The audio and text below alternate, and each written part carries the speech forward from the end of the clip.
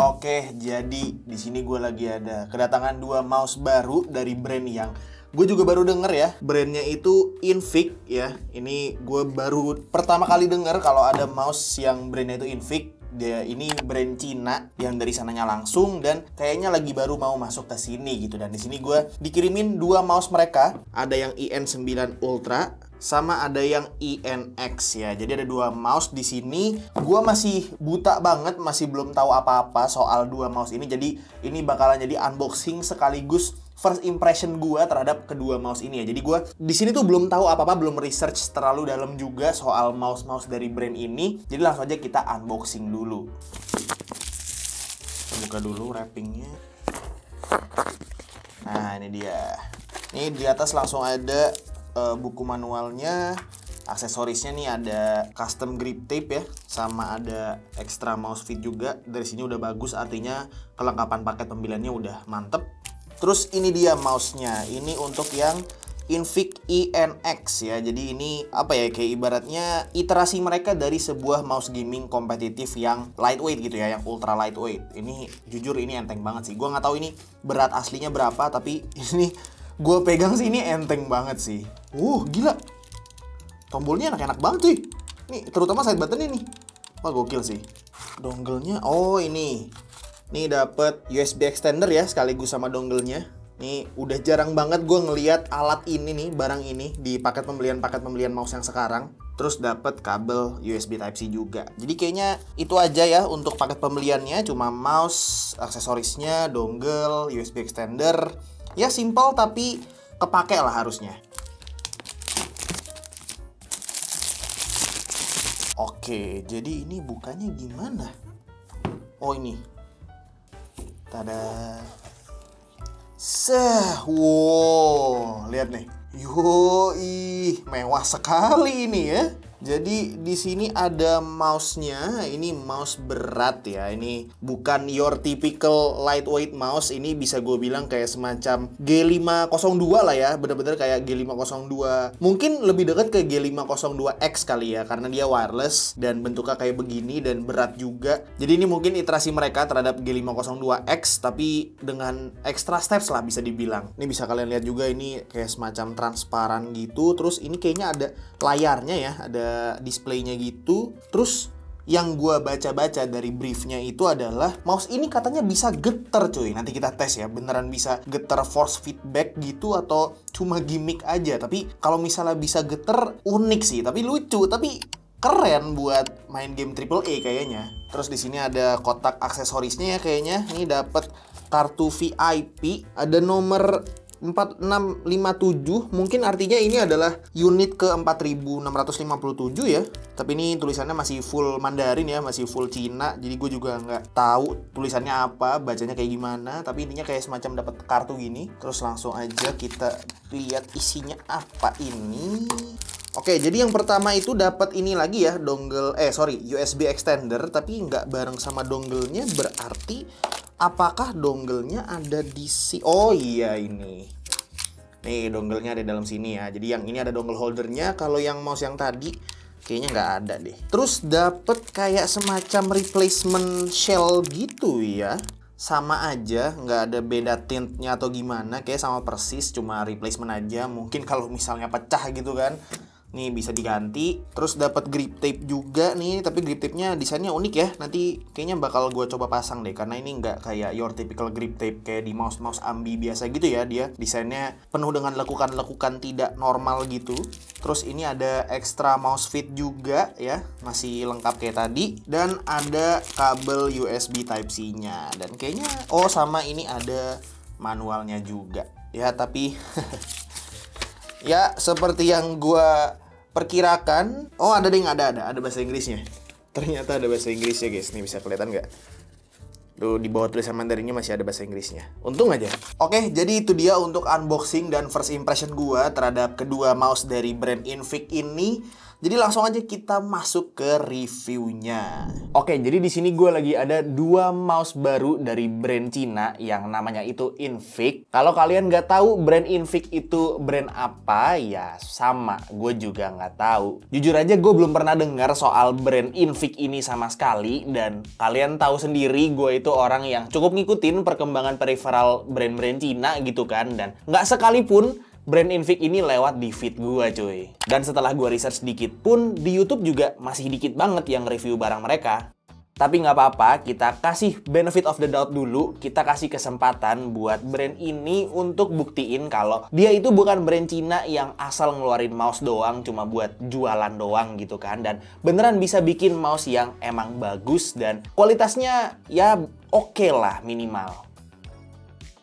Nah, karena gue lebih familiar sama konsepnya si INX ini, jadi gue mau bahas soal si Invik INX ini dulu. Jadi basically INX ini adalah mouse gaming wireless yang speknya udah cukup flagship, tapi koneksinya cuma bisa di wired dan dongle 2,4 GHz aja. Jadi belum ada mode Bluetooth-nya ya. Tapi selain itu, jujur aja setelah gue cobain mouse ini beberapa hari ke belakang, gue cukup kagum sih sama mouse yang satu ini. Yang pertama, pastinya dia udah dibekalin sensor flagship, which is PAW3395. Ya, walaupun belum PAW3950 atau PAW3395 Pro kayak seri Ignix-nya Vortex Series. Tapi sabar dulu, karena setelah gue kasih tahu kalian ini harganya berapa, itu semua akan make sense. Untuk polling rate-nya, dia itu udah bisa up to 8000 Hz, walaupun memang dongle-nya masih pakai dongle kecil gitu, jadinya ada resiko kalau dipakai terlalu lama, dongle-nya ini bisa panas ketimbang kalau pakai dongle dedicated gitu.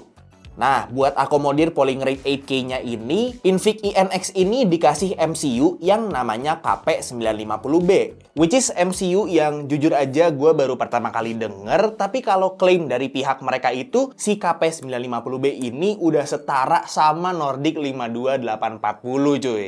Nah, gue nggak tahu nih, klaim mereka soal si KP950B ini setara sama Nordic 52840 itu setara di bagian apanya? Apakah dari latency-nya atau dari si efisiensi baterainya? Jadi nanti kalau misalnya gue udah dapet datasheet-nya, gue bakal taruh di video ini ya, supaya kalian bisa bandingin sendiri juga. Belum selesai di situ, secara shape juga INX ini bisa gue bilang universal banget ya. Jadi menurut gue dia cocok buat berbagai grip style gitu, tapi memang dimensinya itu agak kecil. Panjangnya di bawah 12 cm, jadi jenis grip yang cocok sama mouse ini bakal tergantung sama ukuran tangan kalian.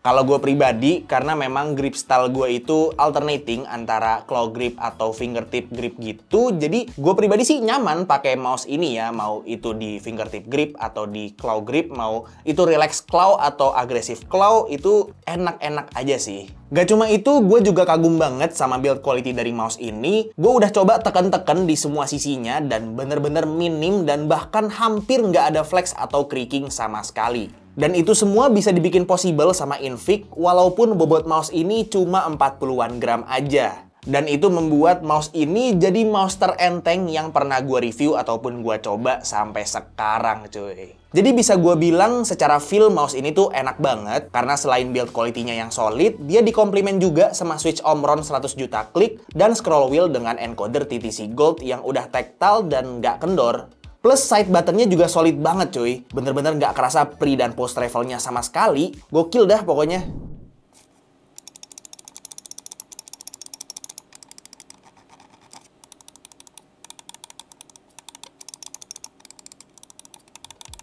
Tapi jujur aja, gue kurang srek sama desainnya yang terlalu rame. Udah gitu ada lekukan unik gitu di bagian tengah mouse-nya, jadi mungkin butuh adaptasi ya kalau masuk ke grip. Terus nggak ada dongle holdernya juga. Sama menurut gue juga coatingnya masih kerasa kayak coating biasa. Jadi mungkin emang nggak dikasih coating khusus sih ini. Terlepas semua itu, surprisingly, si Invik INX ini jadi salah satu mouse paling enak yang gue punya sekarang ya. Dan kayaknya juga dia bakal masuk ke daily rotation gue, cuman sayang aja sih coatingnya agak kurang.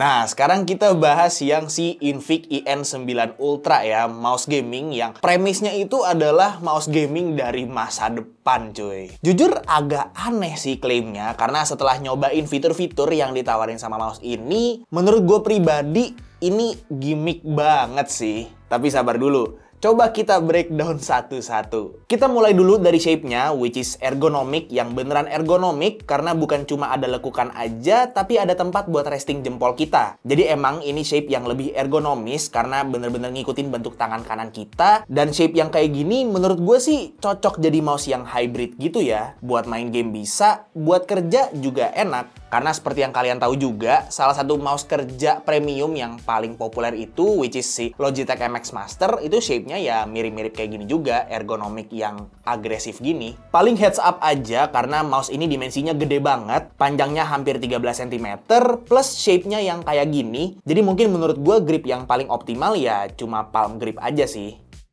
Nah, karena brandingan si IN9 Ultra ini adalah mouse gaming, kira-kira kapabilitas gamingnya gimana? Well, agak unik sih, karena mouse ini dikasih sensor PAW3950 dengan polling rate 8000 Hz juga cuy. MCU-nya juga sama, pakai KP950B, koneksinya juga udah triple mode connection, jadi bisa dibilang secara jeroan, IN9 Ultra ini justru lebih beefy dibanding si INX.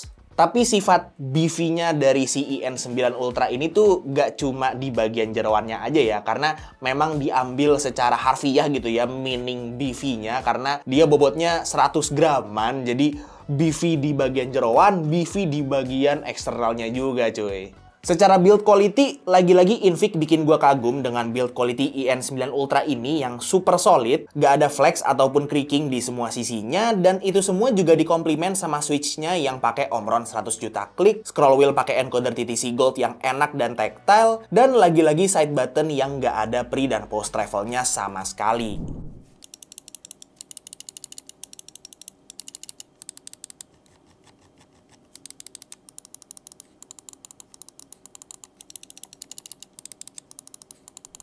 Oke, jadi sekarang gue mau bahas soal fitur-fitur yang ada di si IN9 Ultra ini yang tadi gue bilang itu gimmick. Tapi coba deh kalian nilai sendiri setelah ngeliat fitur-fiturnya, menurut kalian beneran gimmick atau bakalan kepake? Jadi yang pertama, dia ada layar indikator yang sebenarnya udah lumayan sering kita temuin di mouse lain. Kalau gue sebelumnya pernah megang TechWear EX1 yang punya layar kayak gini juga ya. Basically dia layar yang nunjukin mode koneksi, polling rate, dan DPI yang lagi dipakai di mouse-nya. Nothing special, fitur gimmick yang nice to have aja sih kalau ini. Nah, yang satunya ini lucu banget sih. Karena mouse ini fiturnya itu, kalau gue nyalain, nih, kedengeran nih.